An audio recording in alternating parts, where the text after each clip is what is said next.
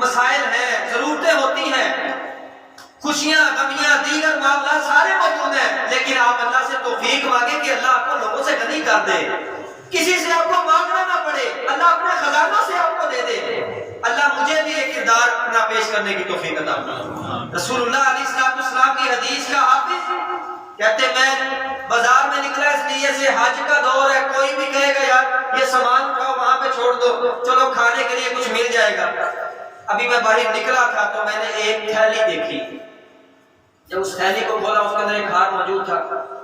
بعد میں پتا چلا کہ اس ہار کی قیمت 9 کروڑ تقریباً 20 لاکھ کے قریب تھی، 15,000 دینار اس کی قیمت لگی۔ یہ آخر میں آپ کو بتاؤں گا۔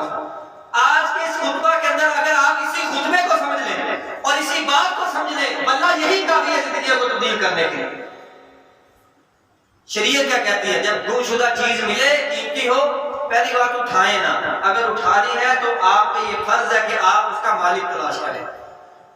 اب یہ فریضہ جب میرے اوپر پڑا تو دل میں سوچا بھوک کیسی، پیاس کیسی، یہ فریضہ ہے، یہی تو میرے پڑا ہے، اب جو پڑا ہے اس کے اوپر عمل کرنے کا وقت ہے۔ بازار میں چلتے چلتے میں نے ایک آدمی کو دیکھا، وہ آواز لگا رہا ہے میری فلاں رنگ کی تھیلی ہے، اگر کسی کو ملی ہے تو مجھے اگر وہ واپس دیتا ہے تو میں اس کو 50 دینار دوں گا۔ جب 50 دینار کا سنا، یہ بھی 31-32 ہزار بنتا ہے آج کے دور میں، میرے لیے تو اتنی رقم کافی تھی۔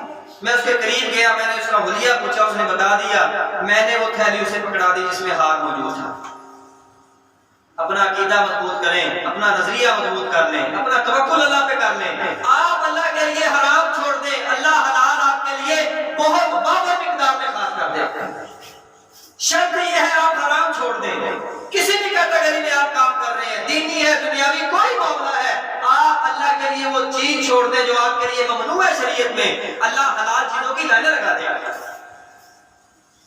میں نے وہ تھیلی اس کو دی، اس نے کہا یہ 50 دینار میں نے انعام رکھا تھا، اس نے مجھے پکڑائی، میں نے واپس دے دی، میں نے کہا میں نہیں لوں گا۔ ہمارا تکرار بڑھا کیونکہ میں نے خالص اللہ کی رضا کے لیے کیا تھا۔ ایک تو وہ ہار میں اس پہ بے ایمان نہیں ہوا، یہ نہیں ہے کہ بہت قیمتی ہار ہے بیچ لوں گا اور اس سے میں اپنی ضرورت پوری کر لوں گا، بہت زیادہ مالیت ہے اس کی، ایک تو وہ دے دیا، دوسرا میں نے یہ کام اللہ کی رضا کے لیے کیا۔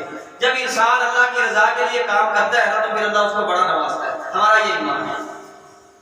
میں اس کے آگے جو ہے وہ دوڑتا ہوں، وہ میرے پیچھے دوڑتے ہیں مجھے معاوضہ دینے کے لیے، میں ان سے گم ہو گیا، مجھ سے گم ہو گئے۔ حج کا دور تھا، حج کا سیزن ختم ہوا، وہ واپس چلے گئے کسی دوسرے علاقے میں۔ علم کی غرض سے میں نکلا، سمندر کنارے پہنچا، کشتی میں بیٹھا، کہتے مجھے یہ یاد ہے کہ میں کشتی میں بیٹھا ہوں اور ہماری کشتی کو پانی کی لہروں نے گھیرا۔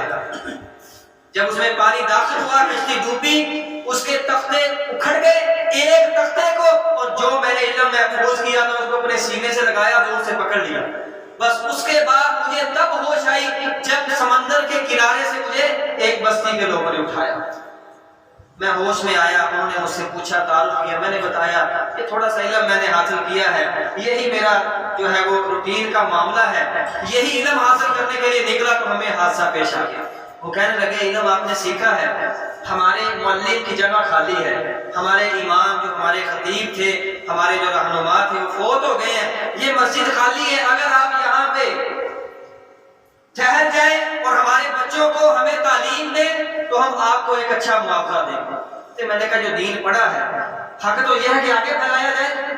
میں نے کوئی مطالبہ نہیں کیا، بچوں کو بچیوں کو تعلیم دینا شروع کر دی، نمازیں پڑھانا شروع کر دیا۔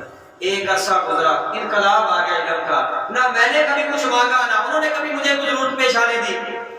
سلسلہ چلتا رہا، ایک دن وہ آئے اور آ کر کہنے لگے کہ اگر آپ اجازت دیں تو ہم آپ کی شادی کر دیں۔ کہنے لگے میرے تو آگے پیچھے ہے کوئی، اور اگر آپ یہ کرتے ہیں اپنی ذمہ داری میں تو میرے لیے آپ کا یہ بہت بڑا احسان ہوگا۔ ایک لڑکی کے ساتھ شادی طے ہو گئی، شادی کی پہلی رات ہے، ابھی کچھ گھنٹے گزرے ہیں، وہ لڑکی مسجد میں آ گئی اور آ کر کہنے لگی ذمہ داران کو کہ آپ نے کیسے لالچی اور بدتمیز انسان سے میری شادی کی ہے۔ جب سے وہ میرے پاس آیا اس نے ایک نظر میری طرف نہیں دیکھا، وہ زیور کو دیکھتا رہا، میرے زیور کو دیکھتا رہا، اتنا لالچی انسان۔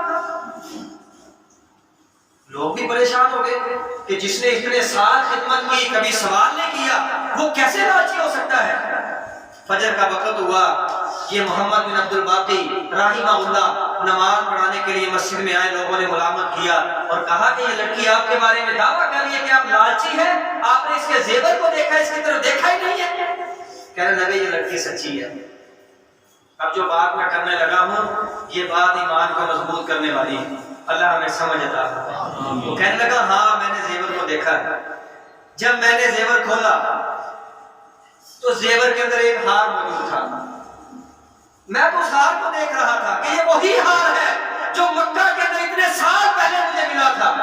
کہتے ہیں جب میں نے یہ الفاظ ادا کیے لوگوں نے اللہ اکبر کی آوازوں کو بلند کرنا شروع کر دیا۔ میں نے کہا